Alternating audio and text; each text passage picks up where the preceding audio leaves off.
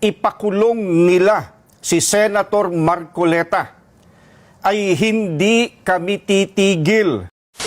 Okay, hi guys! Welcome back ulit sa aking YouTube channel, Nets M Vlog.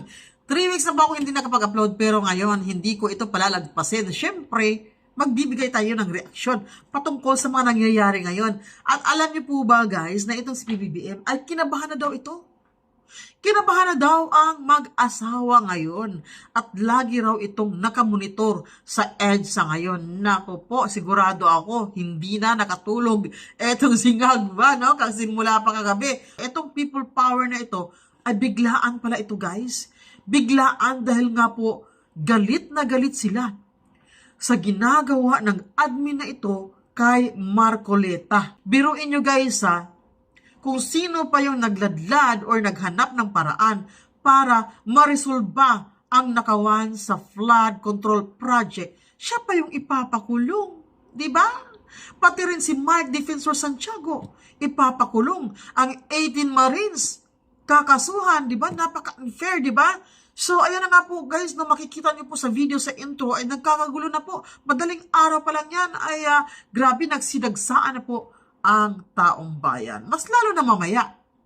Hindi lang yan, mas lalo pa yan mamaya. Kaya, kabado na po. Etong si Ngagva at eto daw si Kukak. Galit na galit daw ngayon at nagwawala. Ayun po kay Maharlika, syempre. So, ayan na nga po guys, nung nagbigay po syempre ng statement itong NCRPO nang sabi niya, ang pagtitipon-tipon daw ngayon ay walang permit. So what? Wala na kayong magagawa dyan dahil pag once ang taong bayan ang magagalit, hindi nyo na mapipigilan yan. O diba? Bakit? Yung mga magnanakaw ba at yung mga korap, may permit ba bago sila magnakaw? Kaya, naku po, abangan natin to guys mamaya. Kung ano ba talaga ang mangyayari dahil galit na po etong INC, lalo na po yung kanilang head. Alam niyo po ba kung anong sabi ng kanilang head? Nagbigay po ng statement ngayon. Sabi niya, maipapakulong niyo man si Senator Marcoleta, hindi namin kayo tatantanan. So, eto po yung video, ipapanood ko po sa inyo. Hintayin niyo lang po. Ang statement na nais kong basahin ngayon sa mga nanonood sa atin. Narito po ang statement ng Iglesia ni Cristo. Hindi tutol ang Iglesia ni Cristo sa pagpapatupad ng batas. Pero tutol kami sa pagbaluktot sa batas, lalo na kung ang layunin ay para pagtakpan ang katiwalian. Gaya ng alam ng marami, si Senator Dante Marcoleta ay nanguna sa pag-iimbestiga sa isa sa pinakamalaking pandarambong na naganap sa ating kasaysayan. Sinimulan niya ito nang siya pa ang chairman ng Blue Ribbon Committee ng Senado. Subalit, pinalitan ng liderato ng komiting ito. Gayunpaman, itinuloy niya ang paghahanap ng hustisya para sa atin na mga mamamayan. Ang ipinagtataka namin ay kung bakit siya na nagsusulong sa pag-expose ng mga sangkot sa napakalaking pagnanakaw sa Pilipinas ang kakasuhan at ipakukulong sa halip na ang mga na-expose. Ang ikinakaso kay Senator Marcoleta ay plunder na isang non-bailable crime.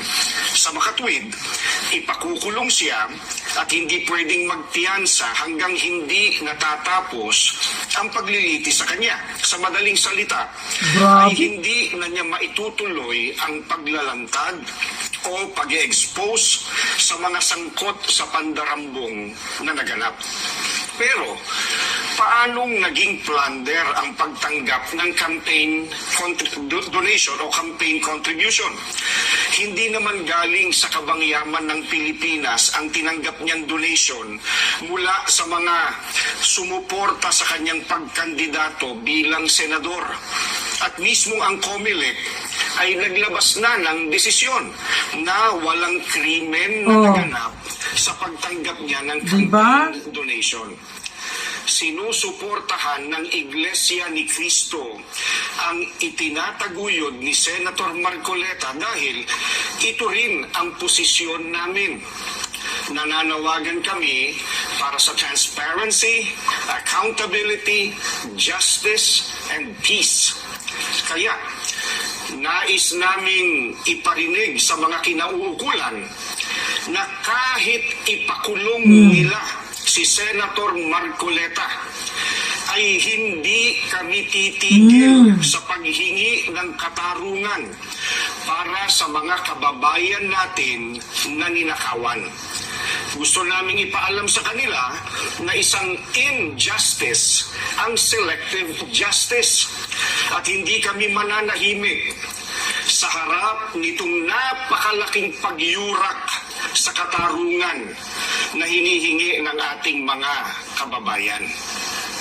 Yan po ang statement ng Iglesia ni Cristo. So ayan, nagbigay na pala ng statement etong COMELEC na si Marcoleta ay walang nilabag na batas. Kaya lang po nagpapower trip po etong Malacanang kaya wala tayong magagawa, di ba? Kaya ngayon si PBBM daw ay nakamonitor sa EDSA ngayon kung ano na ang sitwasyon doon, no? Nakamonitor siya kasi natatakot yan, baka mamaya asagurin siya doon sa Malacanang lagot, ano? No? Galit na po, no? Etong Iglesia ni Cristo ngayon. O diba? Kaya marami po na surprise, guys. Sabi nga ng iba, sabi doon sa kabila, sabi nila, ay wala yan, ano lang naman yan, rally-rally. Hindi Ito, nandito ako sa page ng INC News Update, na ang sabi, at the moment, patuloy pang dumarami ang natitipon ngayon sa EDSA People Power Monument. So, people power na talaga ito, guys. Wala na. Marami nang nagagalit. Ang daming galit, sabi pa nung nag-comment, sabi niya, kahit kaming mga nasa malayong dako, ay handang makipagkaisa kung iutos ng mahal naming tagapamahalang pangkalahatan. Lagot ka, BBM. Kinabahan na rin po ngayon, guys. I-nervous na. Sigurado ako ngayon, nakatelescope na. Nakamonitor na yun. Nakatelescope, di ba? Sabi ng mga komentar, so madami kami pupunta mamaya, Ilang lokal pa lang yan. Wala pa ang malalayong probinsya. We are with you because we are one. Ingat po, mga kapatid. I'm not INC but I support all the way. Laban na. Di ba? Totoo yan po, guys. Hindi lang po INC ang pupunta. Doon din po yung mga Katoliko, mga Muslims, at marami pa pong iba. Pati yung mga ex-military, mga ex-general, nandoon na kanina pa. Naku, lagot.